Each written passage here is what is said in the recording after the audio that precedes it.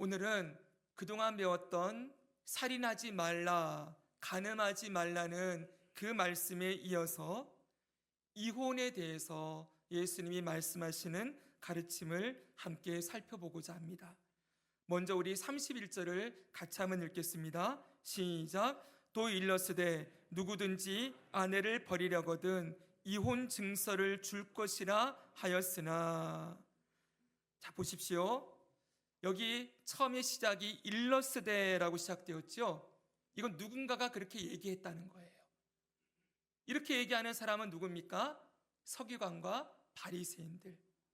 이들이 말하기를 이혼 증서를 주면 얼마든지 아내를 버릴 수 있다라고 가르쳤다는 것입니다.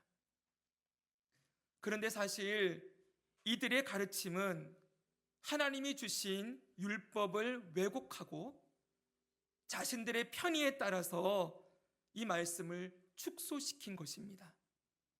원래 하나님은 이렇게 말씀하신 것이 아니고 모세의 율법을 보면은 이혼에 대한 가르침을 이렇게 기록하고 있습니다. 신명기 24장 1절에서 4절을 제가 읽어드리겠습니다. 사람이 아내를 맞이하여 데려온 후에 그에게 수치되는 일이 있음을 발견하고 그를 기뻐하지 아니하면 이혼 증서를 써서 그의 손에 주고 그를 자기 집에서 내보낼 것이요 그 여자는 그의 집에서 나가서 다른 사람의 아내가 되려니와 그의 둘째 남편도 그를 미워하여 이혼 증서를 써서 그의 손에 주고 그를 자기 집에서 내보냈거나 또는 그를 아내로 맞이한 둘째 남편이 죽었다 하자 그 여자는 이미 몸을 더럽혔은즉 그를 내보낸 전 남편이 그를 다시 아내로 맞이하지 말지니 이 일은 여호와 앞에 가증한 것이라. 아멘. 좀 긴 내용이지만 이 내용을 세 가지로 정리할 수 있어요. 첫 번째는 이혼에는 분명한 사유가 있어야 한다. 이것입니다. 이혼에 뭐가 있어야 된다고요? 분명한 사유가 있어야 된다. 그 사유는 무엇입니까? 아내에게 수치되는 일이 있는 것을 발견하거든 그랬어요. 이혼을 하기 위해서는 아내에게 수치되는 일이 있어야 한다는 것이지요. 여기 수치되는 일이라 그러면은 언뜻 우리가 머릿속에 생각되는 것이 무엇입니까? 어떤 음행이나 간음이나 이런 것들을 생각하기 쉽지만 여러분 모세의 율법에 보면 간음한 사람은 사형이에요. 그냥 죽이게 돼 있어요. 당시에. 그렇기 때문에 이 수치되는 일은 간음은 아닙니다. 그렇기 때문에 이 수치스러운 일은 어떤 신체적인 결함, 생리적으로 어떤 결함이 있는 그런 것들을 의미하고 있는 것입니다. 자, 어찌되었건 이혼에는 이 간음이 아니라 이 아내에게 남편이 싫어할 만한 수치스러운 어떤 결함들이 있는 것이 있으면 그러면 이혼할 수 있다라고 밝히고 있다는 거예요. 자, 여러분 이렇게 말하는 것도 여기 앉아있는 우리 여성분들은 자매님들은 좀 마음이 불편할 수가 있지요. 그런데 이 말씀이 기록되었던 이 시대를 한번 생각해 보시기 바랍니다. 당시 고대 사회에서는 여성의 지위가 어떠했습니까? 현저하게 낮았습니다. 여자는 남성에 비해서 현저하게 그 인격과 그 상태가 철저하게 남존 여비 사상으로 여성은 지위가 낮은 상태, 천한 상태에 놓여 있었고 얼마든지 남자 마음대로 아내를 데려왔다가 그 아내를 버리고 다른 여자를 또 데려오고 마음대로 그렇게 할 수 있는 사회였어요. 당시에는 성적인 가이드라인이 없었지요. 마음껏 성적인 부분들을 표출하면서 살아갈 수 있는 사회였고 그 당시 여러분 또 하나 기억해야 될 것이 이 고대 사회의 이방 종교들, 우상 숭배하는 이방 종교들은 반드시 그들의 제사의식에 성적인 타락이 같이 있었어요. 함께 모인 사람들이 집단적으로 혼음을 하고 그렇게 성적인 유의를 즐기는 것이 너무나 자연스러운 일이었기 때문에 여성은 단순하게 정말 미안한 말씀이지만 어떤 성적인 대상으로 아니면 그냥 집에서 일하는 사람으로 그렇게 여겨지면서 마음대로 여자를 갈아치울 수 있는 사회였던 것이지요. 자, 이런 상황에서 모세의 율법은 이혼에 대하여 분명한 사유가 있어야 아내를 내보낼 수 있다고 규정하고 있습니다. 이것은 뭡니까? 이혼을 장려하는 것이 아니고 제한하는 거예요. 이 이혼에 대한 분명한 사유가 하나님 앞에서 내가 이 여자를 싫어할 만한 어떤 분명한 사유가 있을 때에만이 이 여자를 내보낼 수 있다고 하였으니, 마음대로 이제 그냥 실증이 나서 아니면 다른 여자와 살고 싶어서 이런 말도 안 되는 그런 이유로 아내를 마음대로 내보내는 일은 분명히 막았던 것이지요. 억울한 이혼을 막기 위한 것이었다. 두 번째는 더 중요합니다. 이혼할 때는 반드시 이혼 증서를 써주라고 말씀합니다.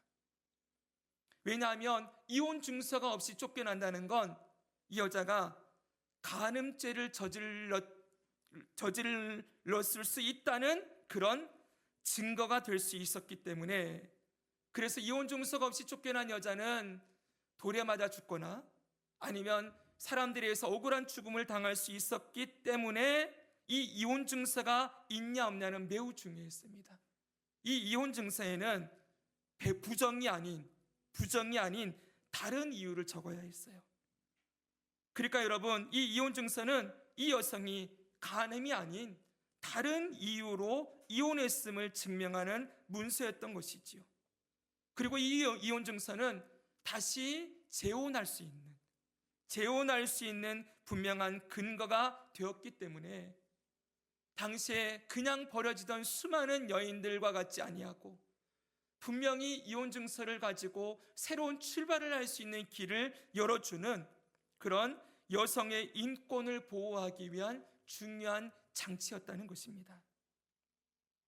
그리고 세 번째는 이혼한 여인이 다른 남자와 재혼할 경우 그 재혼한 남자가 다시 이 여인을 또 버리게 되는 경우가 있겠지. 이혼 증서를 써주고 그랬을 때 전 남편이 그 여자를 다시 데려와서는 안 된다.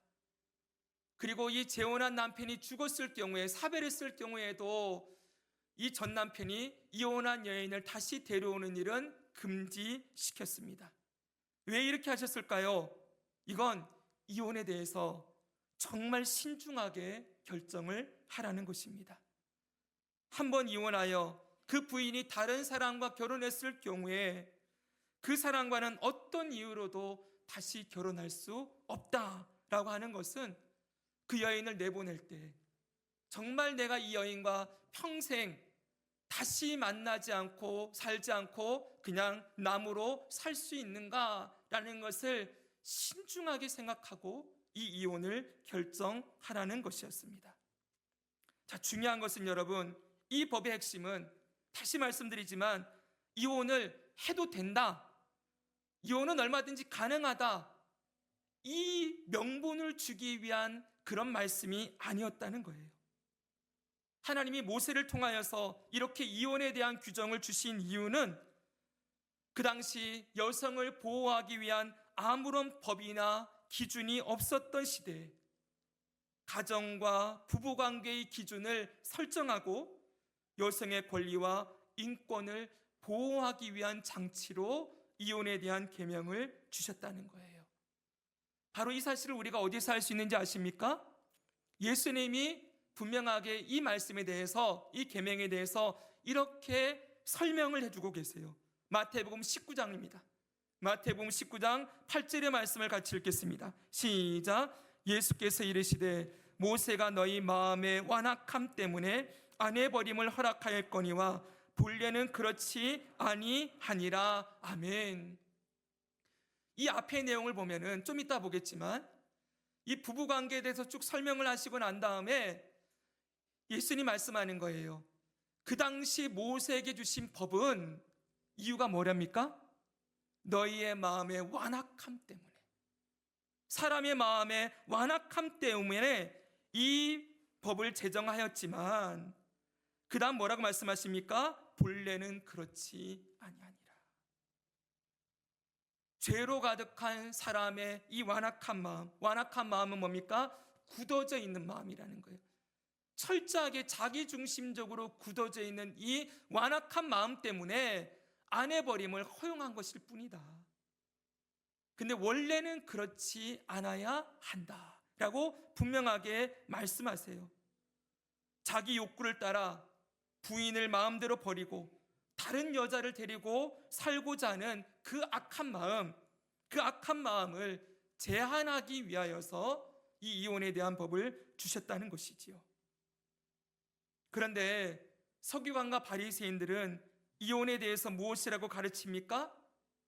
이혼 증서만 주면 마음대로 이혼을 해도 된다라고 가르칩니다. 특별히 이들은 수치되는 일이 있으면, 모세율법에서 아까 여인에게 수치되는 일이 있으면 이렇게 했잖아요. 그 수치되는 일을 이렇게 가르쳤어요. 여러분, 여인에게, 자기 부인에게 수치되는 일이 뭐가 있겠습니까? 아까 전에는 어떤 생리적으로 신체적인 결함이라고도 말씀을 드렸는데, 이들은 이걸 확장시켜가지고 이렇게 얘기했어요. 이들은 참 재밌습니다. 부인이 밥을 하다가 밥을 태워 먹었어요. 수치스러운 일이에요. 이혼 사유가 될 수 있습니다. 그리고 다른 사람들 앞에서 남편을 험담을 해요. 그런 경우도 얼마든지 아내를 내보낼 수 있습니다.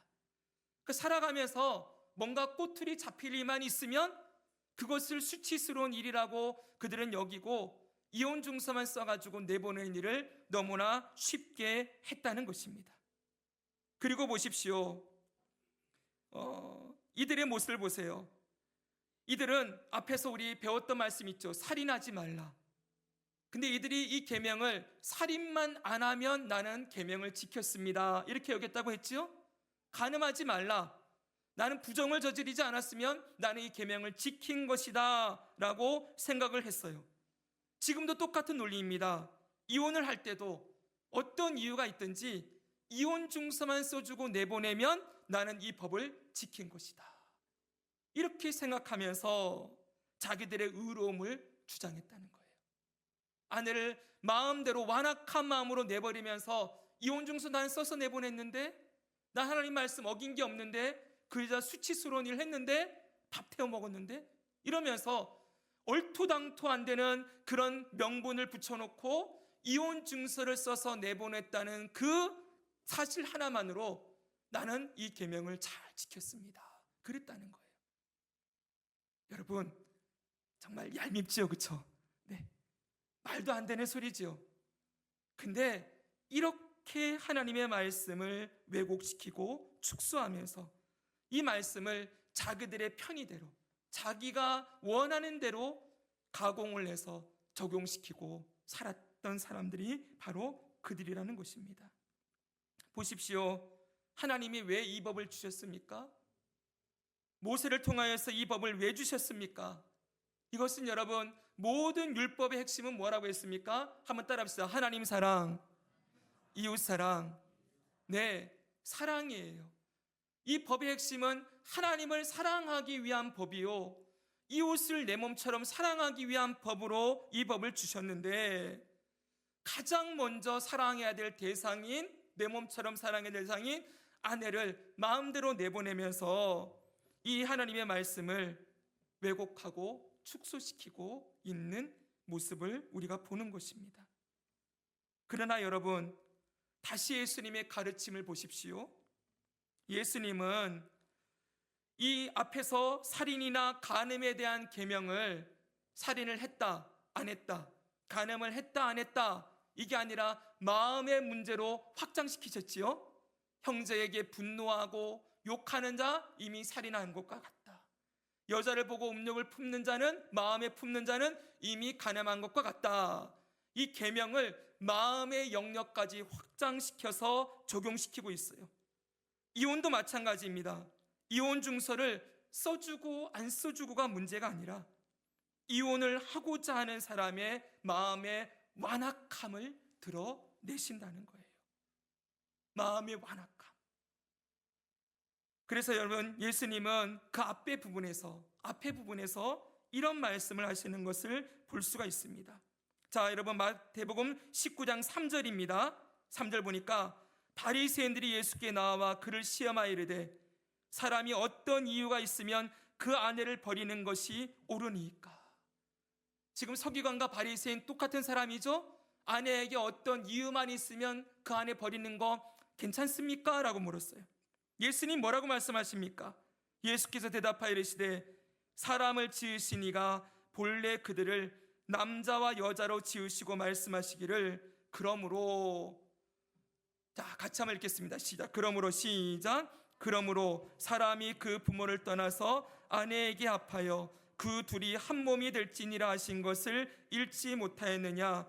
그런즉 이제 둘이 아니요 한 몸이니 그러므로 하나님이 짝지어 주신 것을 사람이 나누지 못할지니라. 아멘. 예수님 분명히 얘기합니다. 바리새인은 이유만 있으면 아내를 내보내도 됩니까? 라고 했을 때 예수님은 하나님께서 짝지어 주신 것을 사람이 나누지 못한다. 자기 마음대로 이혼 증서만 써주고 내보내면 된다라고 말하는 이 완악함을 분명하게 예수님이 드러내시고 그렇게 하면 안 된다. 둘이 한 몸이니 하나님이 짝지어 주신 건 나누지 말아라. 완악한 마음으로 자기 멋대로 이혼을 결정하지 않아야 한다라고 가르치시는 것입니다. 사랑하는 성도 여러분, 오늘날 이 말씀이 우리에게 어떤 교훈을 주고 있습니까? 오늘날 서구 사회는 이미 이혼이 너무나도 자연스러운 일이 되었습니다. 우리나라도 이제 더 이상 이 이혼에 대해서 금기시하거나 막지 않는 세상이 되었지요. OECD 국가 중에서 우리나라 이혼율이 9위라고 합니다. 이혼의 사유는 배우자의 부정행위, 성격 차이, 고부간의 갈등, 경제적인 이유, 배우자의 폭력적인 성향 등등 여러 가지 이유가 있을 수 있습니다. 근데 많은 경우들 보면은 이혼의 사유가 성격 차이다라고 말하면서 헤어지는 경우들을 우리는 많이 보게 되지요. 그리고 이 사회는 서로 성격이 안 맞거나 가치관이 맞지 않으면 참지 말라고 합니다. 얼마든지 이혼하고 새 출발을 해도 된다고 말하는 세상을 살고 있습니다. 근데 여러분, 이런 상황 속에서 오늘 예수님 말씀이 여러분에게는 어떻게 들려지고 있습니까? 너무나 고리타분하고 시대를 역행하는 말씀처럼 들리십니까? 그러나 여러분, 오늘날에도 예수님이 하신 말씀의 핵심 가치는 분명히 유효합니다. 예수님은 이혼을 막으실 때 그 이유를 뭐라고 했어요? 너희 마음의 완악함.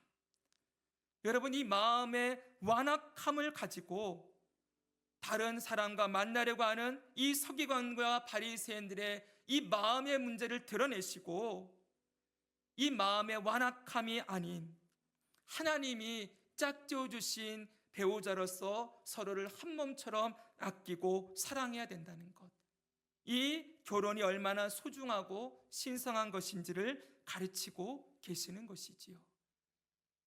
이 말씀의 핵심은 지금 시대에도 유효한 것 아닙니까? 그렇게 인정하십니까, 여러분? 네. 오늘날에도 예수님 말씀이 여전히 유효한 말씀이요, 우리가 믿고 따라야 할 말씀이라는 것, 오늘 이 핵심을 분명히 마음에 새겼으면 좋겠습니다. 앞에서 언급했던 대부분의 이혼의 사유인 성격 차이를 한번 생각해 봅시다. 우리는 결혼의 목적을 많은 사람들이 너 왜 결혼하냐? 당신 왜 결혼했습니까? 라고 물으면 행복하게 살려고요. 대부분이 이렇게 대답하지요. 그런데 여러분, 잘 생각해 봐야 됩니다. 그 행복이 나의 행복을 위함입니까? 아니면 상대방의 행복을 위함입니까? 누가 행복하려고요? 상대방이 행복하면 좋겠습니다 라고 처음에는 말을 하지만 결국 들여다보면 내가 행복하고 싶은 거 아닙니까? 우리는 여러분 철저하게 자기중심적인 존재들이거든요. 사실 이 사람 난 다 좋아요 그렇지만 내가 보기에 좋은 걸 좋아해요. 그렇죠? 내가 내 기준에 맞는 걸 좋아하는 거예요. 사람은 철저하게 자기의 행복을 위하여 살아가고자 하는 그러한 죄성이 그 안에 숨겨져 있습니다. 그래서 여러분, 우리는 결혼을 행복하게 살려고요 라고 말하는 순간 그 행복의 방향이 어떻게 됩니까? 이 사람과 행복하게 살아야 되는데 살다 보니까 행복하지 않아요? 왜 그런가 봤더니 생각도 틀리고 습관도 다르고 기질도 다르고 내가 안 좋아하는 것들이 눈에 보이기 시작해요. 그러니 이 결혼은 행복하지 않다. 다른 행복을 나에게 줄 수 있는 사람을 찾아봐야 되겠다. 이러고 사람들이 눈을 돌리게 되는 것이지요. 물론 여러분, 이렇게 다 일반화를 시켜서 모두 다 그렇다라고 성격 차이를 이렇게 그냥 말할 수는 없습니다. 그러나 저는 오늘 대부분의 경우를, 많은 경우를 들어서 이렇게 말씀을 드리는 것입니다. 그래서 여러분, 성경은 결혼에 대해서 행복하게 사는 것을 목적으로 두지 않습니다. 결혼의 목적을 뭐라고 하고 있어요? 한 몸이 되는 것이라고 얘기하고 있어요. 한 몸이 되는 건 내 이웃을 내 몸처럼 사랑하라, 이 말씀인 거예요. 내 몸처럼 사랑하기 위하여 결혼하는 것이다, 이렇게 가르치고 있다는 것이지요. 여러분, 서로를 내 몸처럼 사랑하며 사는 것이 결혼이다 라고 성경이 가르친다는 거예요. 그러니 이제 우리는 결혼의 목적을 뭘로 해야 돼요? 사랑하기 위해서. 근데 그 사랑이 어떤 사랑입니까? 고린도전서 13장에 사랑이 뭔지를 이렇게 가르치시죠. 같이 한번 읽겠습니다. 시작. 사랑은 오래 참고, 사랑은 온유하며, 시기하지 아니하며, 사랑은 자랑하지 아니하며, 교만하지 아니하며, 무례히 행하지 아니하며, 자기의 유익을 구하지 아니하며, 성내지 아니하며, 악한 것을 생각하지 아니하며, 불의를 기뻐하지 아니하며, 진리와 함께 기뻐하고, 모든 것을 참으며, 모든 것을 믿으며, 모든 것을 바라며, 모든 것을 견디느니라. 아멘.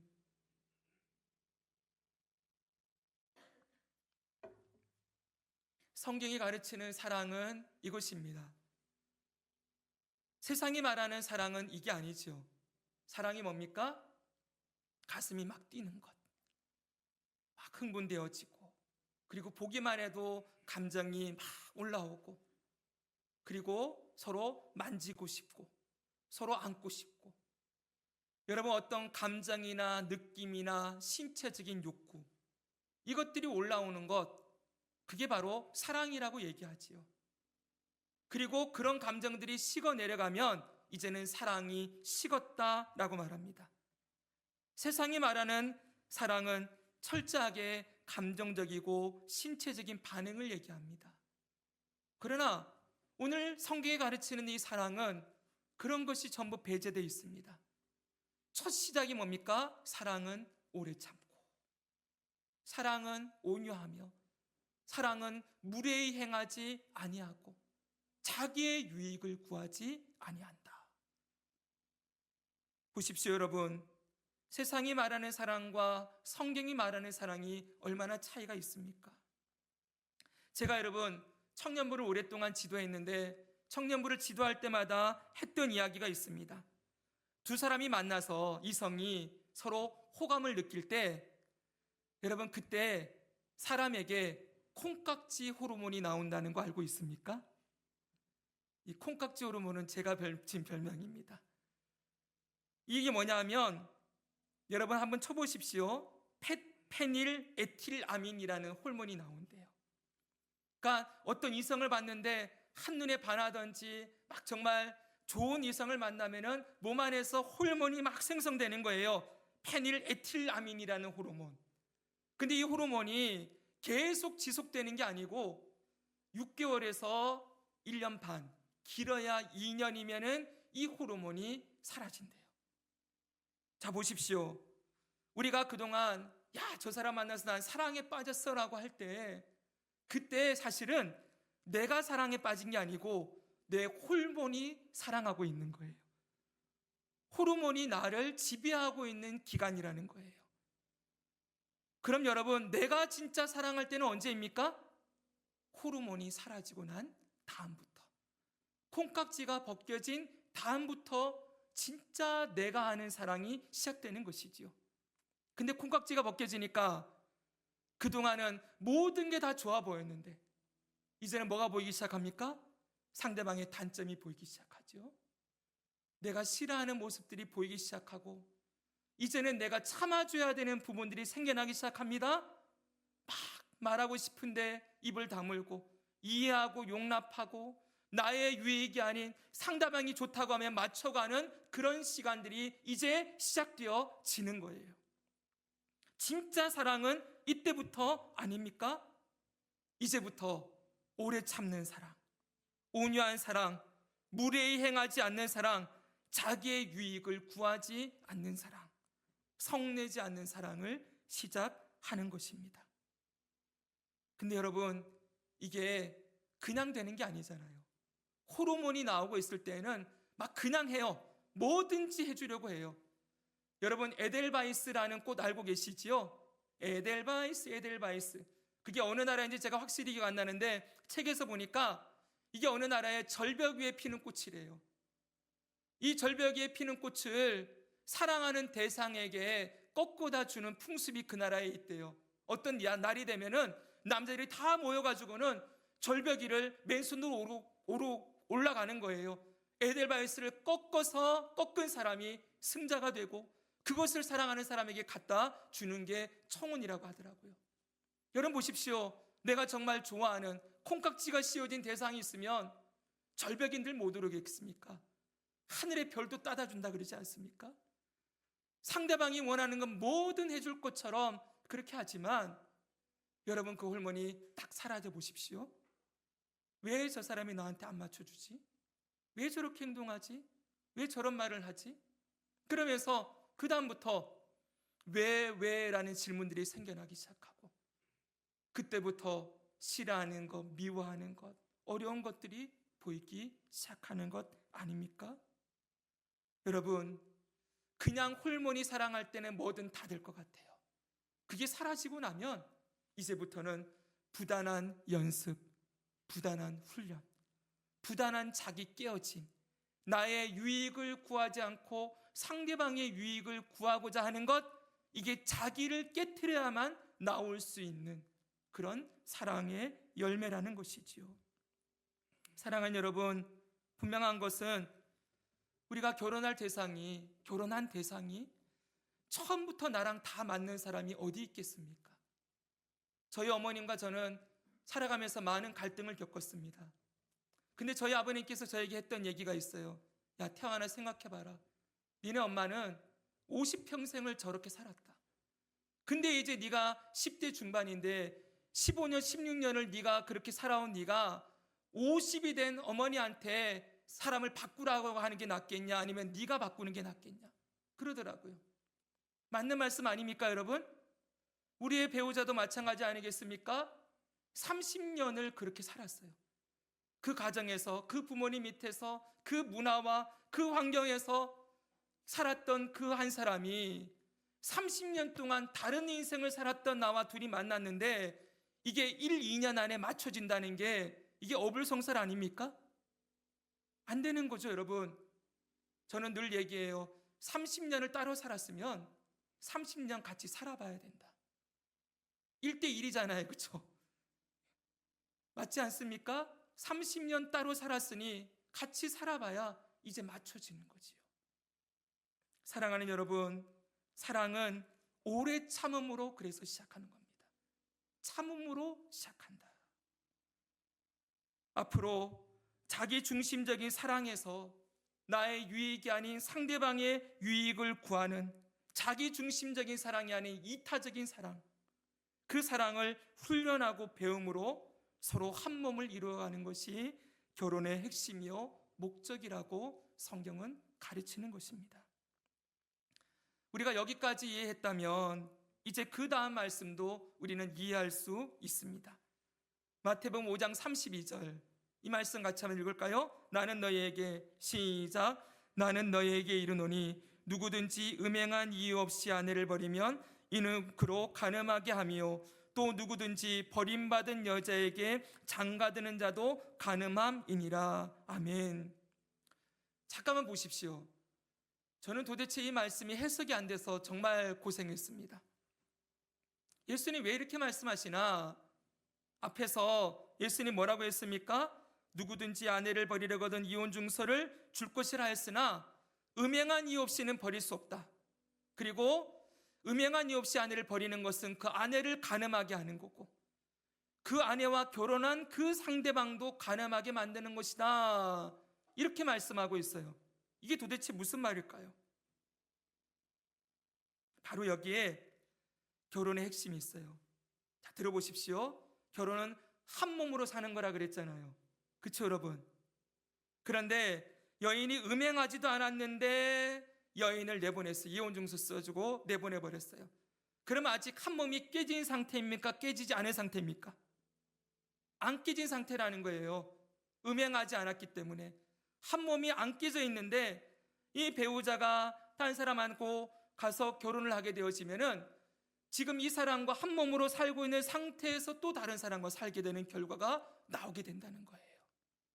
상대방도 다른 사람과 한 몸인 사람을 데려와서 내가 살고 있는 것이 되기 때문에 그 아내에게도 그 재혼한 다른 남자에게도 간음죄를 저지른 것이다. 핵심이 뭡니까, 여러분? 한 몸에 있다는 거예요. 한 몸. 예수님은 이토록 결혼의 한 몸됨을 강조하고 있는 것입니다. 사랑하는 여러분, 오늘날 이 땅에 많은 사유로 이혼하는 분들을 보게 되어집니다. 우리는 그 부부의 속사정을 우리가 어떻게 알 수 있겠습니까? 그냥 말로는 성격 차이라고 하지만 그 안에 어떤 깊은 내막이 있는지, 어떤 아픔과 상처가 있는지 우리는 알 수가 없지요. 여러분, 어떤 그 이혼한 분들이 나와가지고 다시 상대방을 만나는 그런 TV 프로그램 보니까 누구든 하는 얘기가 이거예요. 정말 이혼은 아픈 일이다. 정말 쉽게 생각하지 않았으면 좋겠다 말하는 분들을 우리가 많이 볼 수가 있지요. 그래서 우리는 함부로 다른 사람의 삶에 대해서 이러쿵저러쿵 얘기할 수 없습니다. 저도 오늘 이 설교를 굉장히 조심스럽게 준비했습니다. 어려운 주제이고 참 말씀드리기 어려운 말씀이지만은 성경에 있는 말씀이니까 그대로 성경이 하시는 말씀을 여러분들에게 전해드렸습니다. 제가 드리고 싶은 말씀은 다른 사람이 이혼을 했네 안 했네, 저 집안이 가정이 깨졌네 안 깨졌네, 우리는 그런 데 신경 쓸 여유가 없습니다. 왜냐하면 지금 내가 살고 있는 우리의 삶과 우리의 가정을 돌보는 일이 우리에게 너무나 중요하기 때문이지요. 여러분, 이 말씀을 오늘 우리의 가정에 적용시켜야 한다는 것입니다. 성격이 맞지 않으면, 그리고 여자가 더 이상 사랑이 식으면, 콩깍지가 벗어지면 얼마든지 다른 대상을 만날 수 있다라고 외치는 이 세상 속에서 우리는 우리의 마음을 점검해야 합니다. 완악한 마음으로 서로를 대하고 있다면 이혼의 위기는 언제든 다가올 것입니다. 그리스도인이건 아니건 간에 다시 말씀드립니다. 완악한 마음으로, 자기중심적인 마음으로, 굳어진 마음으로 서로를 대하고 있다면 이혼의 위기는 언제든 우리에게도 다가온다는 것입니다. 그렇기 때문에 여러분, 그럴 때마다 우리는 우리의 마음을 주님께 내어놓고, 주님, 이 완악한 마음을 깨트려 주십시오. 주님의 마음으로 오래 참고 용서하고 나의 유익이 아닌 상대방의 유익을 따라 결정하고 행동할 수 있도록 나의 마음을 바꾸어 달라고 기도해야만 하는 것입니다. 바로 예수님이 보고 싶어하는 서기관과 바리새인의 의보다 더 나은 의를 행하는 그리스도인의 모습이 바로 이거라는 거예요. 결국 서기관과 바리새인의 의보다 더 나은 의를 행하는 성도는 그 마음밭이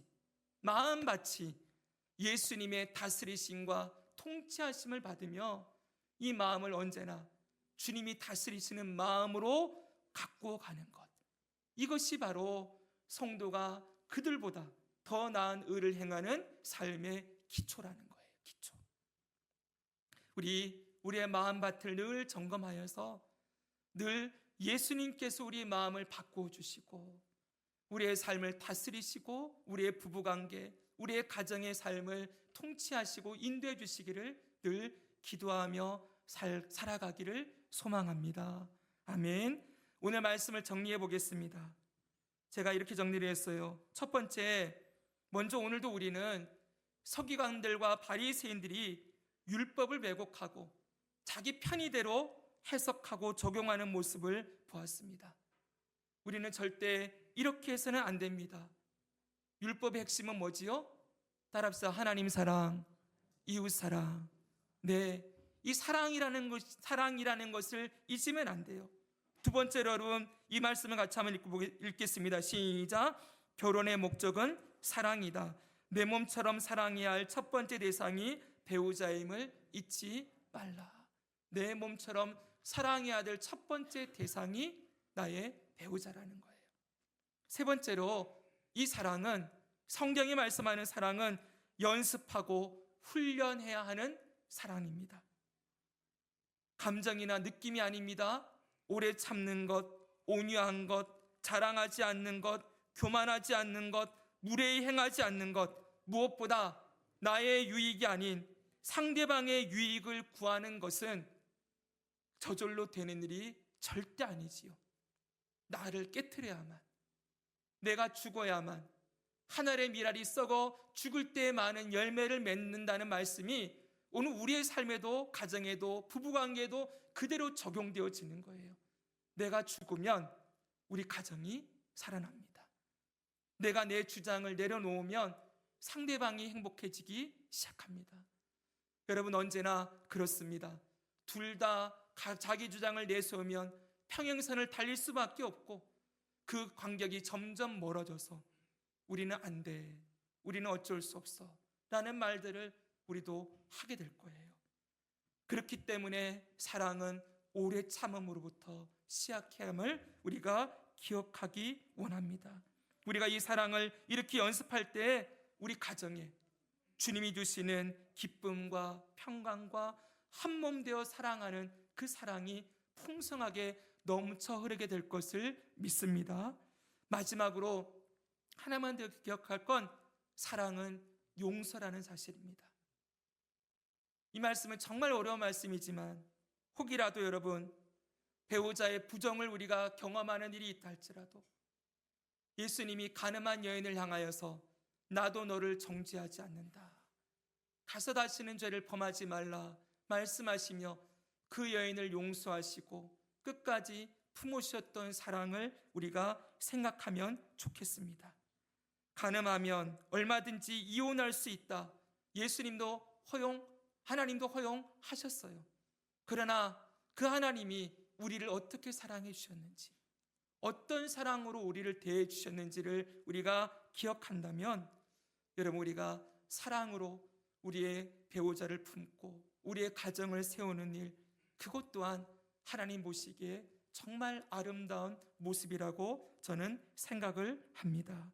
사랑하는 여러분, 우리의 가정이 하나님의 말씀의 통치와 다스리심을 받는 작은 천국으로 예수님의 말씀의 통치를 받아 한몸 되어 사랑함으로 하나님이 주시는 기쁨과 평강을 풍성히 누리는 하나님의 나라로 세워지는 아름다운 열매들이 나타나게 되기를 주 예수 그리스도의 이름으로 축복합니다.